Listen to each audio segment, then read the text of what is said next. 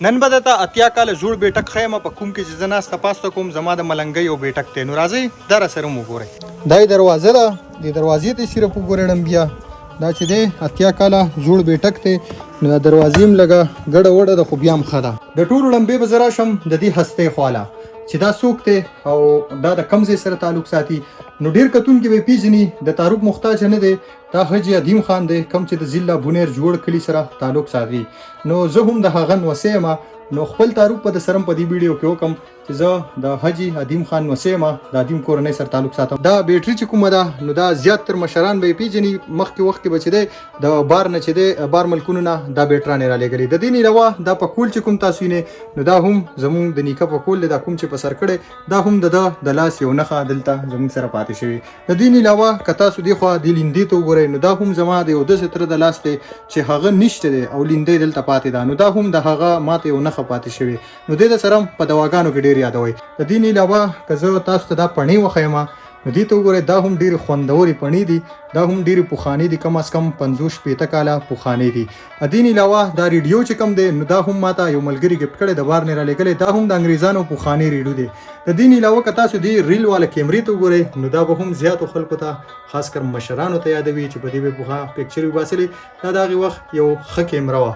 دې نه علاوه که تاسو دې بره تماچې ته وګورئ نو دا هم ډیره پخوانۍ تماچه ده. کم از کم زه یم چې 2.5-300 کاله به دې تماچې کېږي، ولې چې دا د جرمنۍ نه مخکې راوتې ده دا تماچه. د دې نه علاوه که تاسو دې خوا وګورئ دې خنجر ته نو دا هم ډیر یو مضبوط تاریخ لري.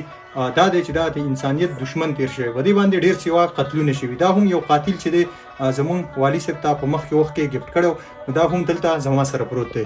دې نه علاوه که تاسو دلته وګورئ دا زمونږ والي صاحب دی. دا دی چې لږ زویبه شوی دی اوس نو دی هم په دواګانو کې ډېر یاد ساتئ.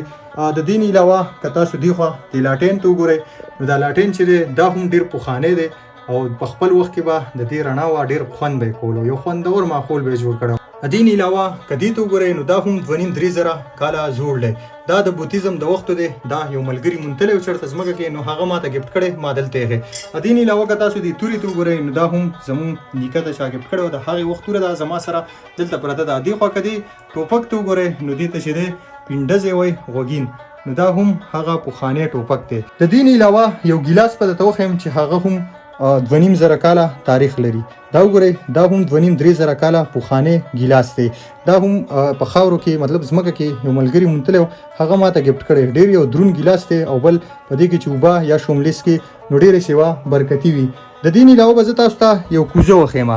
کوزه خو تاسو پیژنئ. دا وګورئ دا کوزه ده. دا کوزه ده مخکې وخت کې چې دی دا به استعمالېدی او د دې به یو ډېر خوند و. دا هم ډېره پخوانۍ ده.